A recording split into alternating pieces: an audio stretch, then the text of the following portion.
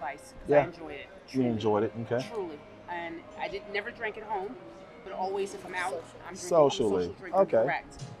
I chose alcohol because I felt like it was low-hanging fruit. And it was the one thing that, honestly, after drinking, I didn't feel that great. Yeah. And so at that time, I wasn't feeling great, so I said, let me remove something that, even though it was difficult, it needed to be done. Yeah. And it was immediate how I felt like not drinking at all. Yeah. It is hard, though, to be out enjoying yourself and not partaking in alcohol. Yeah. Right? But it was the first thing because it felt like the easiest thing. Right. Guys, we're at Grits and Eggs in Atlanta, Georgia. Hey. Doc, Shelia, and we're meeting Stacey. Hey. Live in person for the first time. Yay. Glad to be here, enjoying ourselves in the sun. In the sun. In the sun. You know, people overlook the fact of how important we're all. I'm the darkest of the bunch. I don't know. I don't know. I think you might be catching up. I don't know. This very melanin that we have has prevented us from taking in as much sunlight as we should. Also, our lifestyles being spent indoors so much. I say that because the sunlight is the first process or first step to our bodies creating D3, which we're all commonly short on, right? Especially up the melanated sort. But I'm glad we're out here getting us some good sunlight, right? That's right. And enjoying these goodies. You guys, we actually do enjoy goodies. I got some key lime cake myself. Whatever you guys order for yours. Coffee. Coffee. Water. Word. That's actually interesting. 'Cause I'm pretty sure the comment section will light itself up. The idea of enjoying yourself still. It could be through drinks. It could be through cake. This is Friday, so my weekend has officially begun. Enjoying yourselves. I hate the idea that people think that you have to live a life of complete restriction to reach your goals. It's not restriction, I would say. I would say it's more so delayed gratification, which means Monday through Friday, the structure of the business week, I'm about business. But when it's weekend time, I'm dad, I'm husband, I'm friend, I'm your homeboy, I'm your new homeboy. We're gonna enjoy ourselves, you know what I mean? Exactly. Have ourselves something to enjoy the whole time. But in the meantime, though, there are things we have to have, right? Doc, let me ask you a question if you don't mind. Yeah, sure. Shoot. Of all things, men and women over the age of 40 should make sure they get more of. Not take away, but get more of. What would you have that to be in the food department? Let me make sure I get this right. All right. Because someone has 3 things that they are always preaching. Let's talk about food for now. That's what I'm talking about. All right. Nutrition. Protein. Protein. Protein. Absolutely. What's the best source you would say for protein? Well, if we're looking at the hierarchy, Okay. animals have muscle. You eat an animal, you eat their muscle. And Okay. it assimilates. Amino acids are the building blocks of muscle. Yeah, I know it's a little controversial, but that's just the truth. So, meat Okay. of some sort, fish. Okay. If you eat beef, if you eat pork, turkey. Yeah. And then we go from there. And then the Okay. next one is, you can get them from Yeah. nuts and you can get them from lentils, but Okay. there's But a in little the hurdle. hierarchy, Yeah. you're saying That's just the animal reality. source protein first.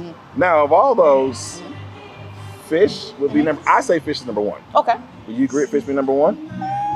Yeah, it's it's easier to assimilate because if we look at how we digest protein, fish is going to be easy. It's going to be quicker. Okay. Yeah. Stacey, let me tell you why I say fish. Okay. Because we all need healthy fats. Yeah. Omega-3, 6s, and 9s. Fish, well, almost all animal proteins, but fish specifically, wears 2 hats.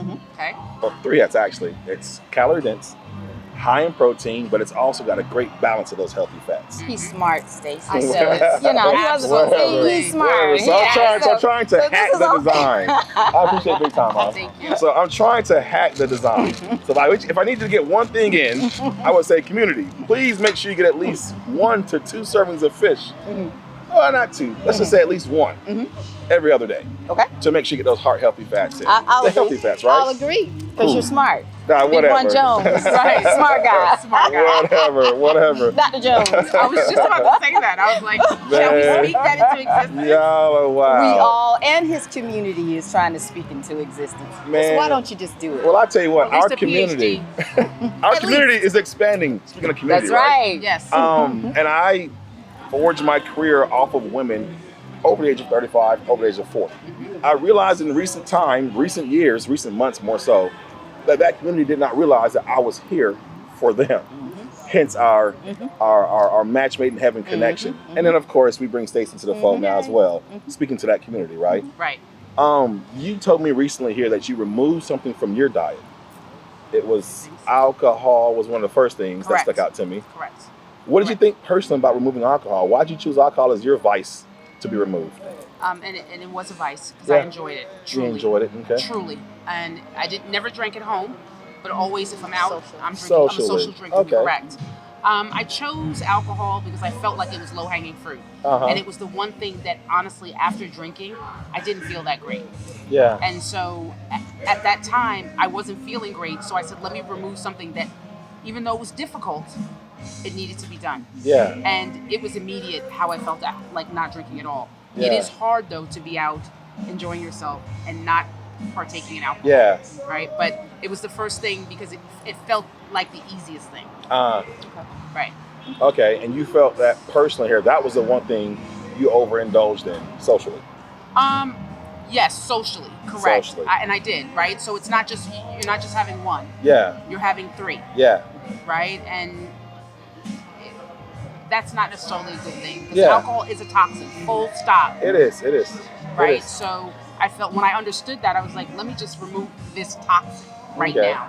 Right? And that indulgence, the feeling doesn't go away to want it. The desire didn't go away. Yeah. But me understanding that it's not good for me is what made me chuck it.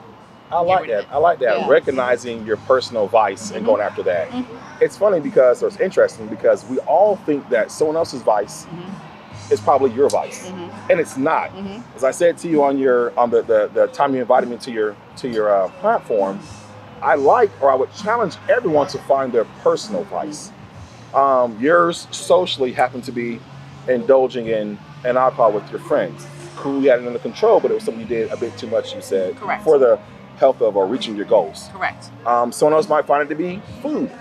Someone could find it to be waxing their car. You're spending so much time on that car has become your new God. You're no longer focusing or balancing, I should say, everywhere else in your life, right? Yep. I don't want to make you be transparent, but if you had to be introspective right now on the moment, Doc Sheila. Cheesecake. Cheesecake. Without question, cheesecake. Yeah, cheesecake. Okay, good deal. Now, there's something else I really want to, I want you to say to everyone that's here at first time, or real time to hear from you. Okay.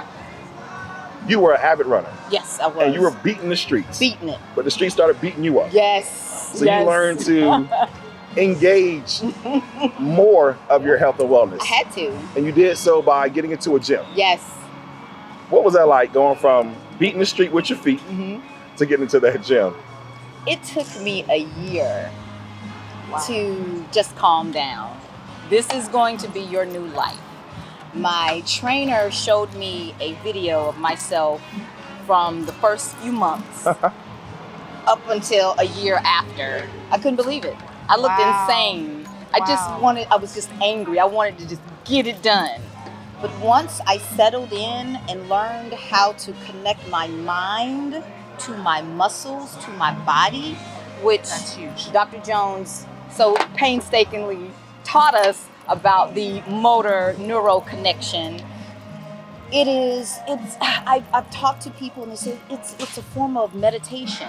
And I was like, wow. It is actually that. Learning how to calm your mind and being able to say, okay, finger lift, and actually visualizing it, you have to sequester yourself. You have to sequester your mind. And so that's what I did. And that's the scary part, I think. That's a scary part for so many, I believe. Yeah, I didn't want to enjoy it. When it comes to strength training, I think they're so scared of not being good at it. Yeah. And for the first time in your life, if you just started your journey, your complete journey at 30, 40, 50, 60, having to truly learn something. And I say learn something because as he out of me a moment ago, and my nerd moment, talking about synaptics, the idea of connecting your brain to individual muscles. There are obvious things that we all can do over time. Left hand, right hand. When you were younger, though, I said blink your left eye, and you tried. And Lord, you tried. And they both kept closing. But over time, you forged that connection, and your mind can talk to that individual muscle. Lo and behold, 30 years later, you learn there's more muscles. Yes. I've got to engage mentally my lats. What the heck is a lat? You want me to do what? A what? Right. Your back. No, back is not one muscle. Yes. There's individual muscles. A bunch of them. But with my women, my men starting their journeys, learning themselves, I had to have them, like you said a second ago, calm down and learn that you don't know it all quite yet, even in your own body. Right. So for a moment, try and find that muscle. Yeah. And once you connect to that muscle, you can train that muscle more efficiently. Yeah. But it's gonna take time. It's a journey. It won't be day one, week one, month one. Right. Be patient. Yeah. Be consistent. Yeah. Discipline over desire. Oh I my often say, Discipline my over sorors and we often talk about it. We have a group chat and we talk about discipline over desire. There are days when you absolutely don't want to do this, but the goal is more prevalent than how I feel right here, right now. And so again, this is why a trainer, he holds you accountable. He or she will hold you accountable because that discipline is required. And once you can get to the point where you desire it, then you can play around with, today I don't feel like it, but I desire it. I know what I'm going to feel like at the end of that workout, you know? So yeah. But you've never regretted? Never. I've never regretted a workout. No, never regretted a workout. Never the first year, this is awful. But post-workout though, those feel-good hormones felt so good. I'm like, okay, I'll come back because tomorrow. Stacey, you said that you enjoyed the social setting of having that drink, as I do, as Sheila occasionally, if we force her to have a glass of wine, will enjoy. Cheesecake. But that revenge that comes from that alcohol the morning after, the day after, is rough. And on your body, it's even rougher in its appearance. Correct. The feel-good hormone release that was there temporarily. The workout gives you the same feel-good hormone release. But the return, however, is a positive. There's no negative ramification. Yeah, it's the gift that keeps giving. Keeps giving, right? When you first started your journey, or even right now, after you work out, when you're feeling good, what do you find yourself doing with your feel-good hormones? I'm asking you on the spot. You start problem solving, what do you do? Actually, I'm exhausted after I work out. Okay. I'm exhausted. And what I learned is by getting in the protein, literally right then, it almost sustains me. So literally when I go home, I start moving more. Okay. Right? Or I immediately jump into something else. Okay. Right? So that I don't lose my momentum that I have. You know what I mean? And then after about 4 hours, I start to tank a little bit. So I eat again. Yeah. Right? But that feel-good hormone is not like nothing you've ever experienced. Yeah. Right? And I honestly, truth, I don't necessarily like working out. I don't. But whoa, do I like what happens after? Right? Okay. Right? And especially lifting, because my trainer, and as you said, lifting is key at this age, as you said. Lifting is key right now. Right? She's like, spend your time doing cardio on your own. When we're here, we lift heavy stuff. Right? That's what we're going to do. And you're right, that feel-good hormone, it just fills you up. Yeah. Right? It sustains you. Yeah. Right? And for me, I have to maintain. I'm always trying to catch that, for lack of better words, high. Yeah. It is a high. It is an actual high. It truly is a high. It's the same chemical release of your brain of a drug or alcohol or illicit sex or risky behavior of something dangerous. It's the same exact hormonal I'm always release. trying to catch it. But it has a positive on the other side of that. And this is what we're trying to get everybody to hook into. Just force yourself to do it. You'll learn to appreciate that feeling that comes afterwards. You mentioned your trainer and you likened us to our mantra, our constant preach of muscle mass being so important. You've got to keep that invaluable muscle mass. When you were much younger, building muscle mass was much easier because the appropriate hormones to do so were there. Just flooding. I mean, so it was like you blink, You know, you go to the gym for a month, and then they start and there it goes, right? So all that building was definitely done. You can actually begin to lose that though. And in fact, studies have shown at a rate of 1% after the age of 40, 45 per year.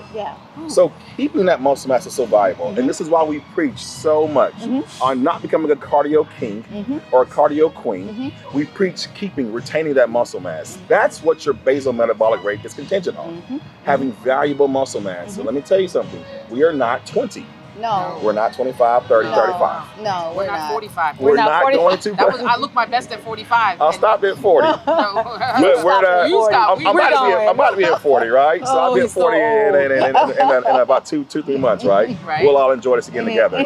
But keeping this muscle mass is so important, Yeah. right? And it's not just about the visuals. No, absolutely And not. I want us to understand that it's not about looking good. It's about feeling. That's a bonus. The looking good is a bonus. And being able to chase feeling good, being able to chase just what we call ADLs, activities of daily living.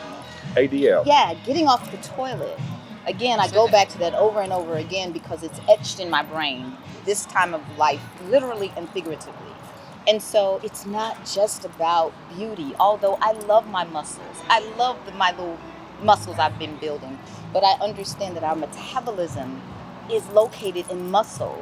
It far reaches cardiovascular health, insulin resistance, females, our sex hormones, males, our sex hormones. You talk about, growing the male boobs and the women and too much testosterone and PCOS. Muscle.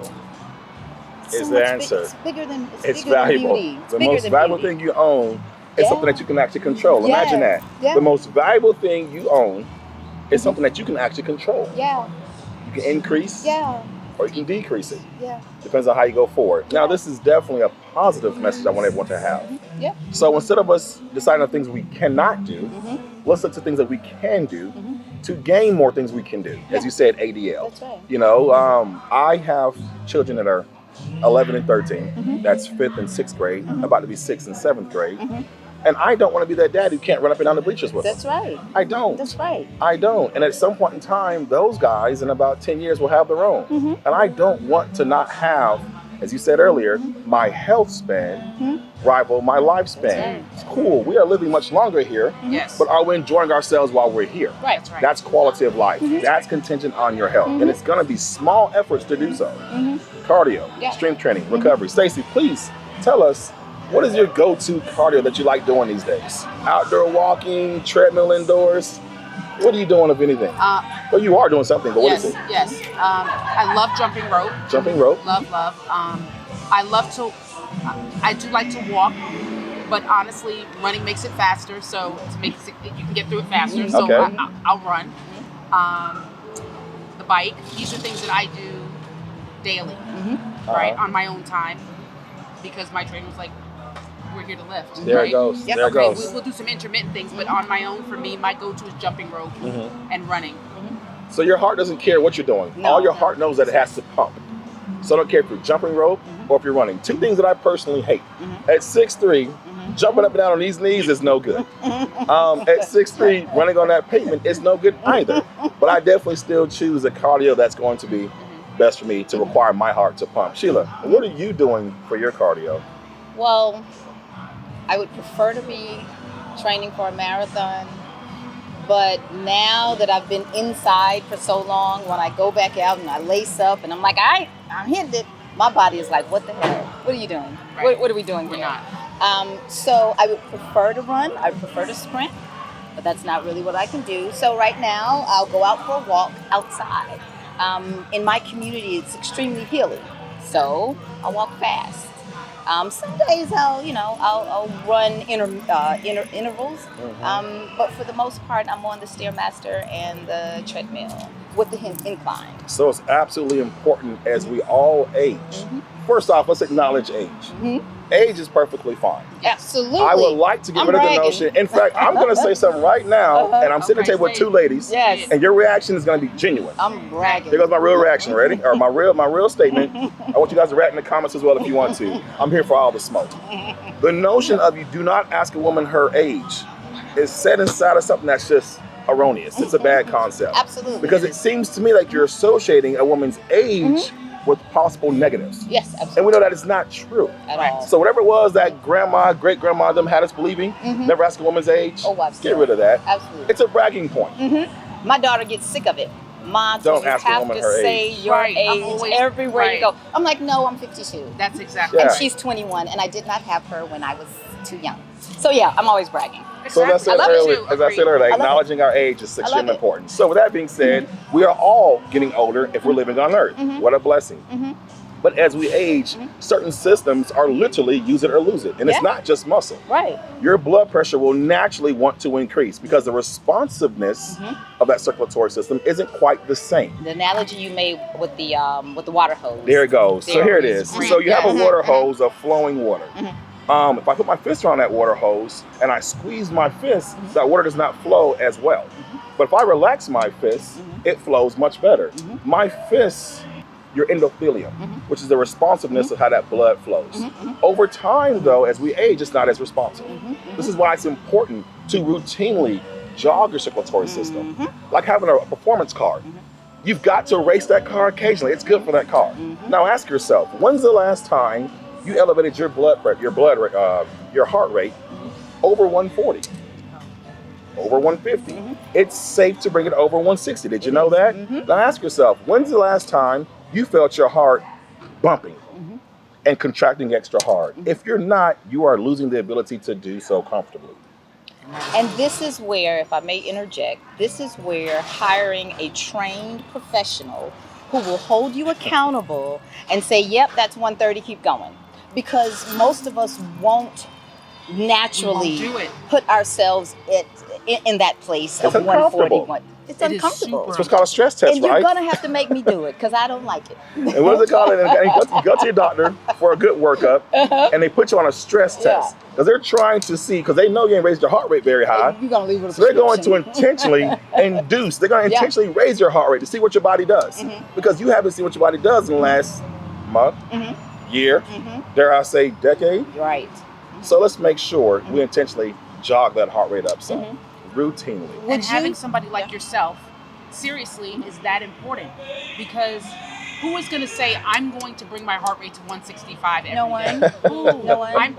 And again, and you don't realize how important it is until you realize how important it is. Right? Absolutely. Right? So when you realize, oh my goodness, I can get to 165. It takes a while for me to get to 165 now. Okay, so now that means we have to stress it a little bit more, because now you get there, it takes too long to get there, right? Because you're becoming stronger, right? And your heart's like, yeah, this is good. No, we have to push it more. So I think that having guidance, having somebody like yourself is so important if you really, really want to get into it. I feel like going at it on your own is not necessarily a good idea initially. Especially initially. It's definitely not a great idea, because you'll feel like you're losing weight, but are you gaining muscle? Are you improving? Yeah, because the weight is not the only barometer, right? That heart rate number, where you can take it, how long it takes you to get there, is really important, right? And who has time for trial and error? I gotta go. I want to look have good to go. by July. Not only I don't want to sit here feel in good by July. YouTube University No. and try 6 months, realize it was not going to work. Yeah, you And I mad. try 6 more months. I'm And a you're year mad. older, and I ain't reached my goal yet. Yep. So, like anything else in life, a professional Yeah. might have a little more experience. And my Just a knees tiny still bit. hurt, my back still hurts, my shoulder still hurts, because you're not the person, you don't have guidance. Yeah. You're going at it on your Yeah. own. Yeah. So the investment in yourself. So just to make sure everyone understands, what we're preaching is consistency and these 3 keys I want everyone to always know. Cardio, strength training, and recovery. Oh Lord, recovery. We didn't get to recovery. Recovery is more than just eating. Recovery is eating appropriately here to recover those muscles you trained. As you opened with earlier, protein, when it's broken down to its most rudimentary format, is an amino acid. Right. You've got to take in routine amounts of an abundance of amino acids to give the body what it needs, to recover itself. Which means a variety of food. Right. Phytonutrients. Everyone talks about macronutrients. Phytonutrients. Doc, please give them something to walk away with in regards to phytonutrients. So, when we talk about phytonutrients, there's a craze now going around the carnivore diet. Hey, I understand the amino acids and the insulin resistance, and I get all of that. But plants are different colors, right, for a particular reason. I often tell patients eat the rainbow because plants aren't dumb. They're hanging out, but they don't always want to be eaten, right? And so they have these chemicals in them that allow them to be toxic to certain animals or to certain other bugs or plants or species so that they aren't eaten. But properly cooked and prepared, the human body can take them in. And so a phytonutrient is just that, a plant nutrient. We have all sorts. We have nightshades. We have, green vegetables, green leafy vegetables. We have potatoes. We have root vegetables. We have all sorts to give us different types of nutrients. We need fiber. We need B vitamins. B vitamins, we get those from our water-soluble vitamins. So phytonutrients along with protein, gee whiz. It is a match made in heaven. Now, you don't have to eat all the kale all day and screw up your thyroid. Anything too much abundance is not good for you. But we need phytonutrients. So how do we create this variety then? Is it just the rainbow colors, vegetables? Yeah, it's the rainbow, but also that's where we talk about functional medicine. When you're not clear about what it is that you need, test. See where you are relative to your nutrients, if that's an issue. If you're going in to just have a trainer because I want to build muscle, then your trainer is going to design typically a meal plan for you. But if there is a symptom that you're dealing with, have your blood drawn. Test where you are. We can test your nutritional status, So there are a number of ways to figure out what it is that you need, but there are some basics. We need vitamin D. Vitamin D3, vitamin D is the regulator of the immune system. That affects everything from our mood to our abilities to fight bugs during a pandemic. There's so many vitamins. They're basic things. We need vitamin C. We need B vitamins. All sorts. I hope I didn't go all the way around the world. There's a lot. So Doc can start docking sometimes. Right. So let me tell you guys something real quick. I can start doctoring. Doc starts doctoring sometimes. So I need you guys to walk away with something really, really practical.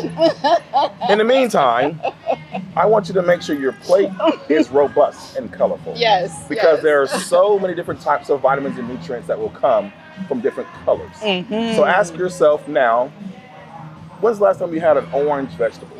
Or an orange fruit, a purple vegetable, or a purple fruit. If you have not had any of those anytime soon, you're probably missing out. Yeah. So you're right. We are definitely going to test and have these blood levels looked at. But in the meantime, actionable cause, actionable plan. Let's actually start eating something of a variety sort. And this is why we're so against certain niched diets. When you start to eliminate certain macronutrients or eliminate certain phytonutrients because we're focusing on one nutrient, your body's slowly dying. Yeah. Correct? Correct. So we want to make sure we have the full gamut of nutrition coming into our diet to make sure we keep living well. Yeah. Right? You don't have to be counting all these different macros either. You don't have to count your protein. You don't have to count your carbs. I do. You don't have to actually count your fats. Now, if you want to have a specific look, you have to know what certain numbers are. But as far as the well-meaning person wanting to live a robust, healthy life, just know that you should see routinely protein on your plate, routinely a carb of some sort on your plate, and routinely fat. But there's no need to walk around with a TI-85. Y'all laugh, you just dated yourself. Because kids don't use Texas Instruments anymore. I'm 52. Right. I'm 52. I'm going to turn 40. And they don't use TI Instruments, as I understand. At all. Anyways, you don't have to walk around with a scientific calculator to have a meal plan. Just know that your meal plan should be robust on a routine basis. Additionally here, your body has to recover. Yeah. So make sure it has what it needs to recover. If you're trying to build something, materials are needed. Right? Materials are needed. So make sure your body has what it needs routinely to keep building what you want. Let's just say muscle mass. Protein must be there always. Doc, there's another thing I want to get into when it comes to recovery. I'm not doctoring. I'm listening. All right. No. We need your help here. Recovery. Yeah. Your central nervous system. Recovery is so much more than what you're eating. Recovery is routine. You know what? Let's get more specific. Yeah. Daily recovery, which is daily quality sleep. Yes. We all know men and women, especially the perimenopausal woman after the age of 40 by North American average. Yes. The perimenopausal woman, sleep don't come easy. Baby, she's not getting no sleep. So make sure you give yourself enough time to get quality sleep. Yeah. What's happening, Doc? I know you're going to doctor here for a second. I'm a doctor. I'm putting it in part. But what's happening when we close our eyes for 6 to 8 hours every night? Okay. I'll keep it simple. When we're talking about recovery, I'm going to talk about recovery and memory, right? something that as we ebb and flow, we seem to lose a little bit of that memory. And some of us think, oh God, I'm in perimenopause or I'm about to start early dementia. No, you're not getting sleep so that your central nervous system can do what it's supposed to do. If you liken it to a filing cabinet, that is how memory happens. You see something new, it goes into the upper centers of the brain, and these little wrinkles happen in the white gray matter, so they put these little files in. But if you can't get to a certain place in sleep where the filing can happen, then you wake up not properly recovered, right? That's the brain. Now the muscles, Ron knows, he knows how that works as well. But when we're working out, we are lifting heavy so that we can break down those little sarcomeres, which Ron knows about too.